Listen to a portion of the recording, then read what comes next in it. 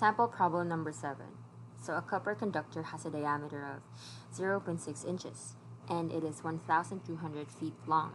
So assume that it carries a total DC current of 50 amperes. So letter A, find the total resistance of the conductor. Letter B, what current density exists in it. Letter C, what is the DC voltage between the conductor ends. And letter D, how much power is dissipated in the wire.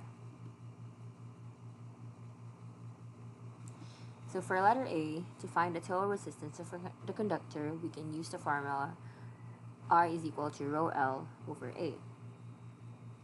But the area of a circle. So the area of a circle is given by pi over 4d squared. So by substituting the values for L, which is 1,200 feet, and for rho, for copper, is 1.7 times 10 to the negative 8 ohm meter, and for D, which is 0.6 inches. But we have to first convert the values to SI units. So by doing your conversion, we can get a final answer of 0.035 ohms.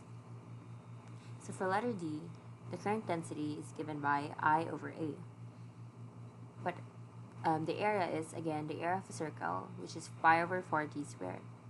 So by substituting the given values, so we get the total answer for J, which is 2.7 times 10 to the 5 amperes per meter squared.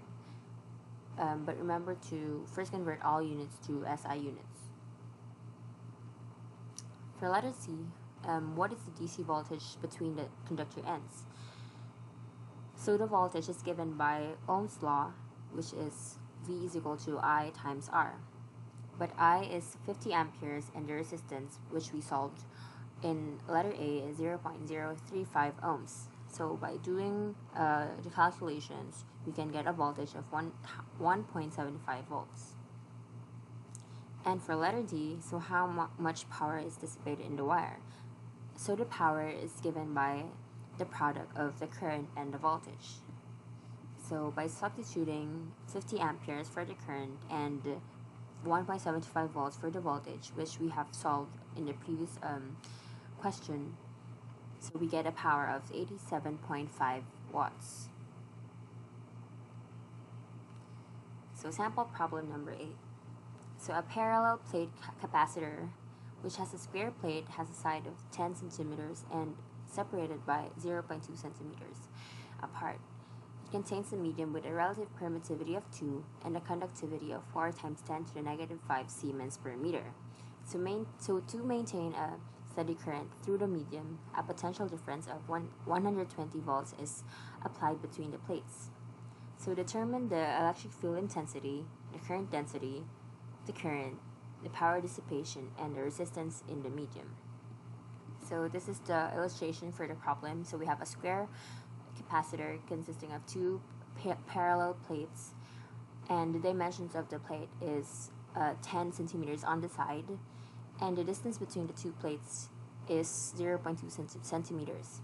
So we apply a potential of 120 volts on the plates, and the relative permittivity is 2, and the conductivity is 4 times 10 to the negative 5 Siemens per meter. So to solve for the electric field intensity, it is given by the formula V over D.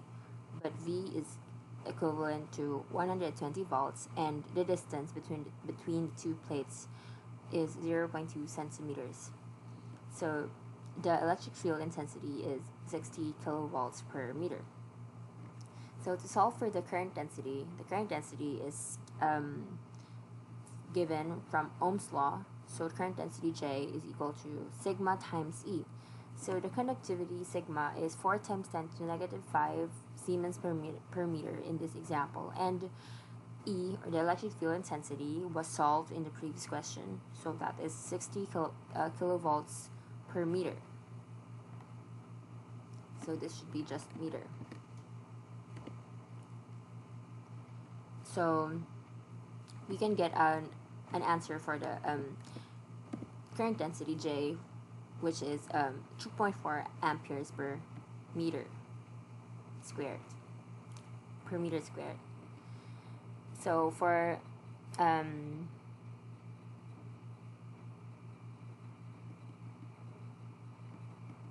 Okay, so for the next item, we have to solve for the current.